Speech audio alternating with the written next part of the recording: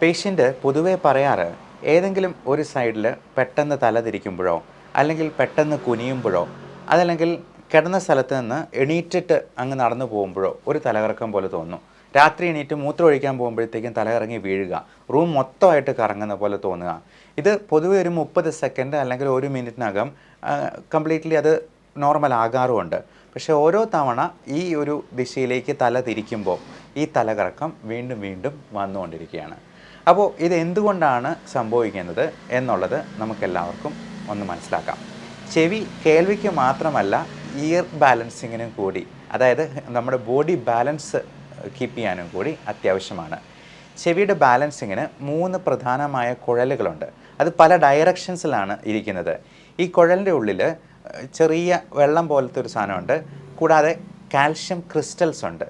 അപ്പോൾ നമ്മൾ ചെവി ഒരു സ്ഥലത്തേക്ക് തിരിക്കുമ്പോൾ അതിനകത്തേക്ക് ഉള്ള വെള്ളം അങ്ങോട്ടും ഇങ്ങോട്ടും മാറിക്കൊണ്ടിരിക്കും. ഈ നീക്കം കൊണ്ട് നമ്മുടെ തലച്ചോറിലേക്ക് സിഗ്നൽ പോകും. അതാണ് നമ്മുടെ ബാലൻസിനെ കീപ്പ് ചെയ്യാനായിട്ട് നമ്മുടെ ബ്രെയിനിനെ സഹായിക്കുന്നത്.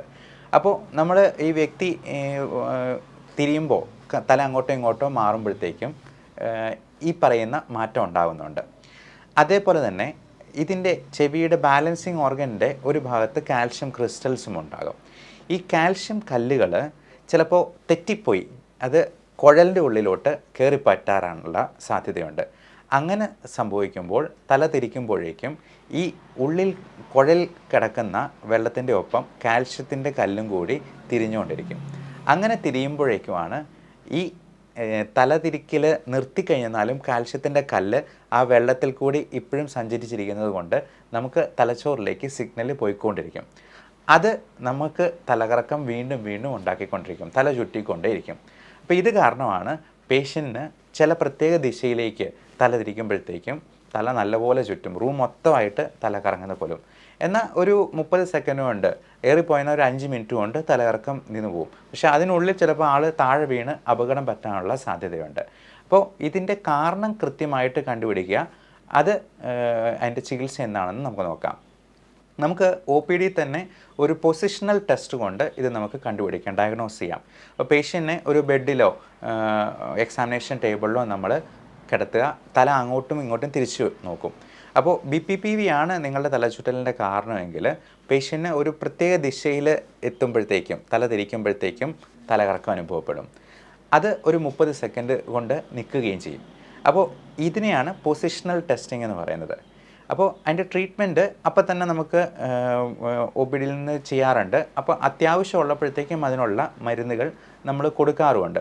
പ്രത്യേകിച്ചും ബീറ്റാ ഹിസ്റ്റിൻ പോലുള്ള മരുന്നുകൾ, നമ്മൾ സ്റ്റുജറോൺ പ്ലസ് എന്നൊക്കെ പറയുന്ന മരുന്നുകളൊക്കെ പലപ്പോഴും പലരും കഴിച്ചിട്ടുണ്ടാവും. വെർട്ടിൻ എന്ന് പറയുന്ന ബ്രാൻഡ് നെയിമിലുള്ള മരുന്നുകളും ഒക്കെ കൊടുക്കാറുണ്ട്. പക്ഷേ ഇത് താൽക്കാലികമായിട്ട് നമ്മളിതിനെ ഒന്ന് അബോലിഷ് ചെയ്യാനായിട്ട് മാത്രം, അബോർട്ടീവ് ട്രീറ്റ്മെൻറ്റായിട്ട് മാത്രം കൊടുക്കാൻ പറ്റുന്നതാണ്. ഇനി മൈഗ്രെയിൻ എന്ന് പറയുന്ന പ്രശ്നം പ്രസിപ്പിറ്റേറ്റ് ചെയ്യുന്ന ഒരുപാട് കാരണങ്ങളുണ്ട്. പലതരത്തിലുള്ള ഭക്ഷണങ്ങൾ, പലതരത്തിലുള്ള പ്രസിപ്പിറ്റേറ്റിംഗ് ഫാക്ടേഴ്സ് ആയിട്ടുള്ള ഭയങ്കര ശബ്ദം, ഭയങ്കരമായിട്ട് വെളിച്ചം നമ്മുടെ കണ്ണിലേക്ക് അടിക്കുമ്പോൾ, ഭയങ്കര ചൂട്, എനിക്ക് നല്ല സൺലൈറ്റ് നല്ല ചൂടത്ത് മുഖത്തോട്ടടിക്കുമ്പോഴത്തേക്കും തലകറക്കം അല്ലെങ്കിൽ തലവേദന തുടങ്ങും, മൈഗ്രെയിൻ ആയിട്ടുണ്ടാകും. അതുപോലെ ഭക്ഷണം കഴിക്കാൻ താമസിച്ചു പോയെന്നാൽ, മദ്യം പോലുള്ളത് കൂടുതൽ കഴിച്ചെന്നാൽ, മിൽക്ക് പ്രോഡക്ട്സ്, ചോക്ലേറ്റ് ഒക്കെ കഴിച്ചെന്നാൽ ഇത് പ്രശ്നം ഉണ്ടാക്കും. അതുപോലെ ഭയങ്കര ശബ്ദം, ചെണ്ടമേളം പോലത്തെ ശബ്ദം കേൾക്കുമ്പോൾ എനിക്ക് മൈഗ്രെയിൻ ഉണ്ടാവാറുണ്ട്. ഇതെല്ലാം നമുക്ക് തലകറക്കവും തലവേദനയും ഛർദിയും ഒക്കെ ആയിട്ട് ഒരുമിച്ച് വരാറുണ്ട്. നമുക്ക് ഭയങ്കരമായ സ്ട്രെസ് ഉണ്ടാകുമ്പോഴോ ടെൻഷൻ ഉണ്ടാകുമ്പോഴോ ഒക്കെ ഈ മൈഗ്രെയിൻ പ്രസിപ്പിറ്റേറ്റഡ് ആവാറുണ്ട്.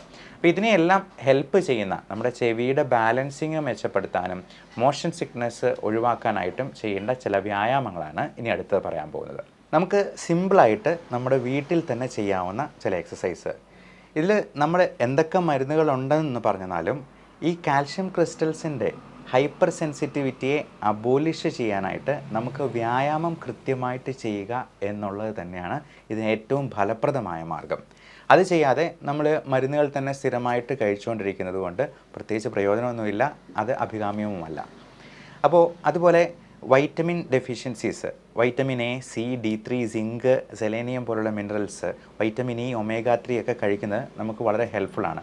വൈറ്റമിൻ D3 കിട്ടാനായിട്ട് ഇളം വെയിൽ രാവിലെയും വൈകുന്നേരം അരമണിക്കൂർ നമ്മൾ ഷർട്ടിടാതെ മുറ്റത്തൂടെ നടക്കുന്നത് പോലും ഹെൽപ്പ് ചെയ്യുന്നതാണ്. ഇനി വീട്ടിൽ ചെയ്യാവുന്ന എക്സസൈസിലേക്ക് നമുക്ക് വരാം. അപ്പോൾ ഈ എക്സസൈസ് എന്ന് പറയുന്നത് നമുക്ക് ഇരുന്നുകൊണ്ടോ അല്ലെങ്കിൽ കിടന്നുകൊണ്ടോ വേണമെങ്കിൽ ചെയ്യാം. പക്ഷേ ഇരുന്നുകൊണ്ട് ഇപ്പോൾ കിടന്നുകൊണ്ട് ചെയ്യാവുന്ന എക്സസൈസുകൾ നമുക്ക് ആദ്യം പറയാം. അത് കണ്ണുകൾ ആദ്യം മുകളിലോട്ടും പിന്നെ കീഴോട്ടും നോക്കുക. Eye movements, looking up and below. അതേപോലെ തന്നെ ആദ്യം ഇടത്തോട്ടും പിന്നെ വലത്തോട്ടും മാറി മാറി നോക്കുക. Looking alternatively left and right.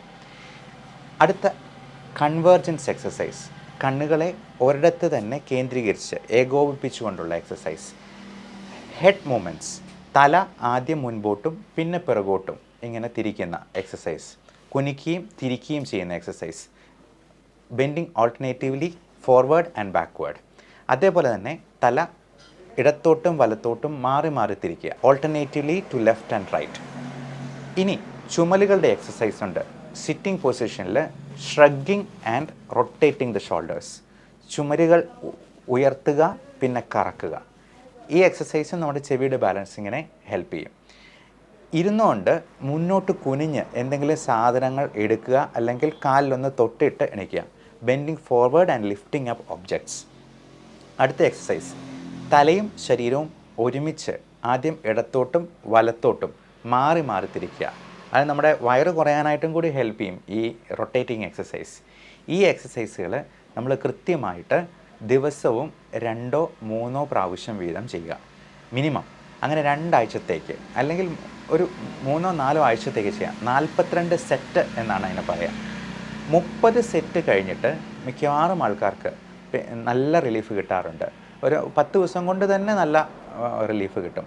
ഏകദേശം 30% ഇയർ ബാലൻസിങ്ങിൻ്റെ പ്രശ്നങ്ങളുള്ളവർക്ക് അത് 1 വർഷം വരെ നീണ്ടു നിൽക്കാൻ സാധ്യതയുണ്ട്. പക്ഷേ ഈ വ്യായാമം കൃത്യമായിട്ട് ചെയ്തെന്നാൽ അത് പൂർണ്ണമായിട്ടും തന്നെ നമുക്ക് മാറ്റാം. ഭക്ഷണത്തിൽ നമ്മൾ ശ്രദ്ധിക്കേണ്ട കാര്യം, സോഡിയം കുറച്ചുള്ള, ഉപ്പ് കുറച്ചുള്ള ഭക്ഷണങ്ങൾ നമ്മൾ ഉപയോഗിക്കുക. ഉപ്പിൽ ഒരല്പം കുറവ് വന്നാൽ പോലും BP-യിൽ പോലും അത്രയും കുറവുണ്ടാകാം. നമ്മൾ ബേക്കറിയിൽ നിന്ന് വാങ്ങിക്കുന്ന പഫ്സ്, ഈ പാക്കറ്റഡ് ആയിട്ടുള്ള ഫുഡ്, നമ്മൾ പുറത്തുനിന്ന് വാങ്ങിക്കുന്ന റെഡിമെയ്ഡ് ചപ്പാത്തി, പൊറോട്ട അങ്ങനെയുള്ള സാധനങ്ങൾ പോലും ഒരുപാട് ഉപ്പ് അടങ്ങിയിട്ടുണ്ട്. അതുപോലെ പൊട്ടറ്റോ ചിപ്സ്, ഇതിനകത്ത് ഈ എണ്ണയും അതുപോലത്തെ കാർബോഹൈഡ്രേറ്റും മാത്രമല്ല ഉപ്പും വളരെയധികം വലിയൊരു ഫാക്ടറാണ്. അതുപോലെ ബിസ്ക്കറ്റിൽ, മൈദയിൽ നമ്മൾ ഷുഗർ മാത്രമല്ല സോൾട്ടും ഒത്തിരി കൂടുന്നുണ്ടെന്നുള്ളത് മനസ്സിലാക്കുക. അപ്പം BP വളരെ നോർമലായിരിക്കണം. ലൈഫ് സ്റ്റൈൽ ഡിസീസ് എന്തെങ്കിലും ഉണ്ടെങ്കിൽ, ഷുഗർ, കൊളസ്ട്രോൾ അതൊക്കെ ഉണ്ടെന്നുണ്ടെങ്കിൽ നല്ല കൺട്രോളിലായിരിക്കണം. അമിതവണ്ണം ഉണ്ടെങ്കിൽ അത് കുറയ്ക്കുക. ഇതെല്ലാം നമുക്ക് ഈ പറയുന്ന തലകറക്കം, മൈഗ്രെയിൻ, ഗ്യാസ്ട്രൈറ്റിസ് മൂലം ഉണ്ടാകും. നമുക്ക് ഭക്ഷണത്തിൽ ഉണ്ടാകുന്ന പല അപാകതകളും മൈഗ്രെയിൻ, ഗ്യാസ്ട്രൈറ്റിസ് ഉണ്ടാക്കാം. ഈ ഗ്യാസ്ട്രൈറ്റിസ് ഉണ്ടാക്കുമ്പോൾ അതിൽ നിന്ന് മൈഗ്രെയിൻ ഉണ്ടാക്കാം. അതാണ് ചില ഭക്ഷണങ്ങൾ കഴിക്കുമ്പോൾ ചിലർക്ക് അലർജി ഉണ്ടാകുന്നത്. നമുക്ക് പറ്റാത്ത പല ഫുഡും ഉണ്ടാകാം. ഉദാഹരണത്തിന് ഒത്തിരി പേർക്ക് പാൽ അലർജിയുണ്ട്, ലാക്ടോസ് ഇൻടോളറൻസ്. അതുപോലെ ഗോതമ്പിന് അലർജിയുണ്ട്, ഗ്ലൂട്ടൻ ഇൻടോളറൻസ് എന്ന് പറയും. അപ്പോൾ ഇതൊക്കെ നമ്മുടെ ഉള്ളിലോട്ട് ചെല്ലുമ്പോൾ നമ്മുടെ ആമാശയത്തിലും കുടലിനുള്ളിലുമൊക്കെ ചുവന്ന തിണർത്ത് വരികയും അൾസേഴ്സ് ആയിട്ട് വരികയും ചെയ്യാം. നമുക്ക് സ്കിൻ അലർജി ഉള്ളപ്പോൾ റാഷസ് ഉണ്ടാകുന്ന പോലെ ഇത് നമുക്ക് ഉള്ളിലുള്ളത് കാണാൻ പറ്റുന്നില്ല എന്ന് മാത്രം. എൻഡോസ്കോപ്പിയൊക്കെ ചെയ്യുമ്പോൾ ഈസോഫാജൈറ്റിസ്, ഗ്യാസ്ട്രൈറ്റിസ്, കൊളൈറ്റിസ് എന്നൊക്കെ പറഞ്ഞ് നമ്മൾ കണ്ടിട്ടുണ്ടാവും. അപ്പോൾ ഇങ്ങനെയുള്ള സംഗതികൾ നമുക്ക് ഒത്തിരി ഗ്യാസ്ട്രൈറ്റിസ് ഉണ്ടാക്കുകയും ഈ അസിഡിറ്റി പ്രോബ്ലം തന്നെ ഛർദിയും മൈഗ്രെയിനും ഉണ്ടാക്കുകയും ചെയ്യും. അപ്പോൾ അതിന് നമുക്ക് ചെയ്യാവുന്ന ഒരു കാര്യം, IG ലെവൽ ഒന്ന് ടെസ്റ്റ് ചെയ്ത് നോക്കുക. IG ലെവൽ ഒത്തിരി കൂടുതലാണെങ്കിൽ നമ്മൾ ഫുഡിൻ്റെ അലർജി, ഇൻടോളറൻസ് നോക്കാനായിട്ട് ഒരു സ്കിൻ പ്രിക് ടെസ്റ്റ് ചെയ്ത് നോക്കുക. നമ്മൾ ഓരോ ഭക്ഷണ സാധനങ്ങളുടെയും മരുന്നിൻ്റെ ടെസ്റ്റോസ് ഇടുന്ന പോലെ ഓരോന്നിൻ്റെ റിയാക്ഷൻ നോക്കി മനസ്സിലാക്കി അത് ഏതൊക്കെയാണെന്ന് കണ്ടുപിടിച്ച് അതങ്ങ് ഒഴിവാക്കി നിർത്തിയെന്നാൽ തന്നെ പകുതി പ്രശ്നങ്ങൾ മാറും. IG ലെവൽ ഒത്തിരി കൂടുതലുണ്ടെങ്കിൽ അതിന് നല്ല അലർജി ഉണ്ട് എന്നുള്ളതാണ് നമ്മൾ മനസ്സിലാക്കേണ്ടത്. ഇമ്മ്യൂണോതെറാപ്പി എന്ന് പറയുന്ന ട്രീറ്റ്മെൻറ്റ് വഴി അലർജിയെ നമുക്ക് പൂർണ്ണമായിട്ടും ഡീസെൻസിറ്റൈസ് ചെയ്തെടുക്കാം.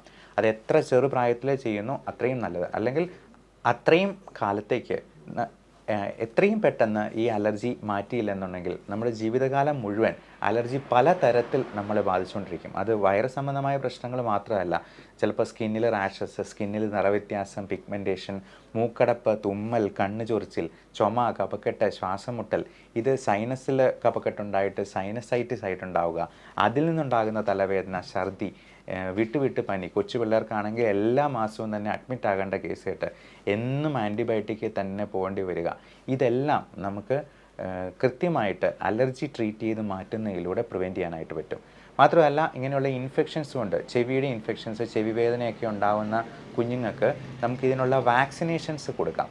ഈ ഇതുപോലുള്ള റെസ്പിറേറ്ററി ഇൻഫെക്ഷൻസ് മെയിനായിട്ടും ഇൻഫ്ലുവൻസ വൈറസും ന്യൂമോകോക്കൽ ബാക്ടീരിയയുമാണ് ഉണ്ടാകുന്നത്. ഇതിന് രണ്ടിനും വളരെ ഫലപ്രദമായിട്ടുള്ള വാക്സിൻസ് ഇന്ന് അവൈലബിൾ ആണ്. എൻ്റെ മോന് ഞാൻ കൊടുത്തിട്ടുണ്ട്, എനിക്കെടുത്തിട്ടുണ്ട്, എൻ്റെ പേരൻസിനുമൊക്കെ ഞാൻ എല്ലാ വർഷവും ഇൻഫ്ലുവൻസ ഫ്ലൂ വാക്സിൻ, അത് വിദേശത്തൊക്കെ എല്ലാ ആളുകൾക്കും നമ്മൾ വിൻ്ററിന് മുൻപായിട്ട് ഗവൺമെൻറ് തന്നെ അങ്ങോട്ട് പറഞ്ഞ് എടുപ്പിക്കാറുണ്ട്.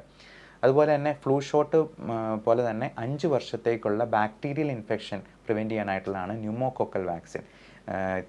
അലർജി ഉള്ളവർക്ക് പെട്രോൾ കിടക്കുന്ന പോലെയാണ്, അത് അടുത്തൂടെ ഒരു തീപ്പൊരി പോയെന്നാലും കയറി പിടിക്കും. അത് മാറി വരാനായിട്ട് നമുക്ക് ചിലപ്പോൾ മാസങ്ങളോ, ചിലപ്പോൾ അത് മാറിയില്ലാന്ന് തന്നെ വരും. അതിൻ്റെ കൂടെ ചുമയും ശ്വാസമുട്ടലും ഒക്കെ കൂടെ വരാൻ സാധ്യതയുണ്ട്. അപ്പോൾ ഇത്തരത്തിലുള്ള റെസ്പിറേറ്ററി ഇൻഫെക്ഷൻസ് നമ്മുടെ ചെവിയിലോട്ടും പെട്ടെന്ന് സ്പ്രെഡ് ചെയ്യും. കാരണം ഇതിനെ രണ്ടിനെയും കണക്ട് ചെയ്യുന്ന ഒരു ട്യൂബാണ് യൂസ്റ്റേഷ്യൻ ട്യൂബ് എന്ന് പറയും. കുഞ്ഞുങ്ങൾക്ക് അത് വളരെ സ്ട്രെയിറ്റ് ആയിട്ടിരിക്കുന്നതുകൊണ്ട് പെട്ടെന്ന് തന്നെ ഇൻഫെക്ഷൻസ് ചെവിയിലോട്ട് പോവുകയും ചെവി വേദനയായിട്ട് കുഞ്ഞുങ്ങൾ രാത്രി മുഴുവൻ ഉറക്കമില്ലാതെ കരച്ചിലും ഒക്കെ ഉണ്ടാകാൻ സാധ്യതയുണ്ട്. എന്നാൽ വളർന്നു വരുമ്പോഴത്തേക്കും ആ യൂസ്റ്റേഷൻ ട്യൂബിന് ചെറിയ വളവുകളൊക്കെ ഉള്ളതുകൊണ്ട് അത്ര പെട്ടെന്ന് തന്നെ ഇൻഫെക്ഷൻ സ്പ്രെഡ് ചെയ്യുന്നില്ല എന്നുള്ളതുകൊണ്ട് ഈ പറയുന്ന ഓട്ടൈറ്റിസ് മീഡിയ എന്ന് പറയുന്ന കണ്ടീഷൻ മുതിർന്നവരിൽ അത്ര സാധാരണമല്ല, എന്നാലും ഉണ്ടാകാനുള്ള സാധ്യതകൾ ഉണ്ട് എന്നുള്ളതാണ്. അതുകൊണ്ട് ഇൻഫെക്ഷൻസിനെ പ്രിവെൻറ്റ് ചെയ്യുക, അലർജി പൂർണ്ണമായിട്ടും ട്രീറ്റ് ചെയ്ത് മാറ്റുക. വെർട്ടിഗോയുടെ മെയിൻ കാരണം, തലകറക്കത്തിൻ്റെ മെയിൻ കാരണമായ BPPVക്ക് നമ്മൾ വേറെ മരുന്നുകൾ കഴിച്ചുകൊണ്ടിരിക്കുകയല്ല, ഞാൻ ഈ പറഞ്ഞ വ്യായാമങ്ങൾ കൃത്യമായിട്ട് ചെയ്ത് അത് പൂർണ്ണമായിട്ട് മാറ്റുക. എല്ലാവർക്കും നല്ല ആരോഗ്യം ഉണ്ടാവട്ടെ. Love and regards doctor Bipin Jose, pulmo medical centre, Pala, Kanjirappally and Sultan Bathery.